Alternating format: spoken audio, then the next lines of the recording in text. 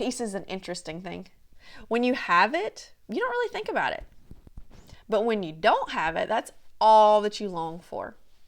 Last year, my son experienced a major medical crisis. He nearly lost his life.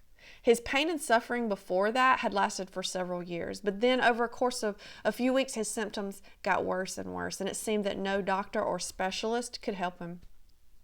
It was difficult to watch him suffer in pain. No mother, no parent wants to see their child in pain like that. Also, if you know me, you know I tend to be a control freak. I like to handle things and get things done. Well, when your child is facing a medical crisis, there is nothing I hold in my pocket that can assist him with easing his pain or curing his disease. Or is there? In our prayer life, as we talk to God, we're taught to give our troubles to God and let Him handle them for us. Remember that control freak mentality we were talking a few seconds ago?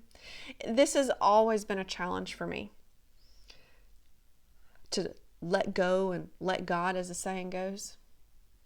During this time of watching my oldest child suffer and beg us for comfort, I was saying a lot of prayers. I was talking to God all the time.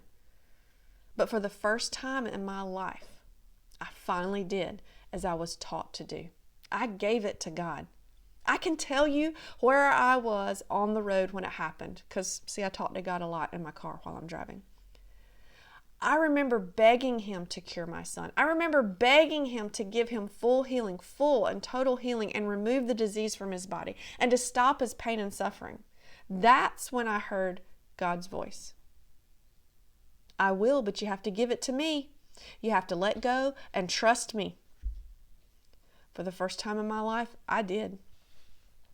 At that moment, I gave my worries over to God and trusted that He would take care of my child. Friends, the peace that settles over you when you choose to do that is like nothing I can put into words. I was crying. I told God I knew He was the only one who could heal my son. He was the true miracle worker, and with His hand, He could take all this away from my child's body. A few weeks later, as we drove onto the campus of Mayo for our first consultation, I experienced my second wave of peace wash over my body.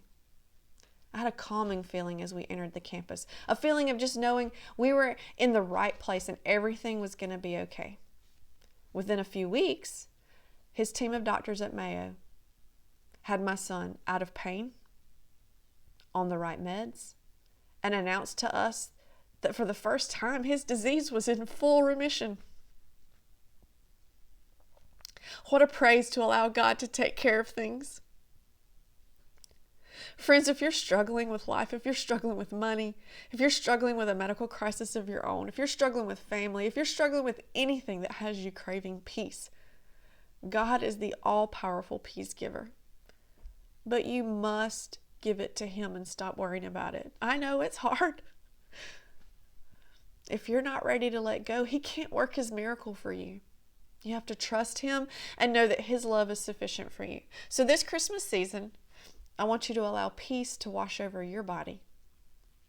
I want you to give your worries, your struggles, your concerns to the one and only who can handle them for you, God.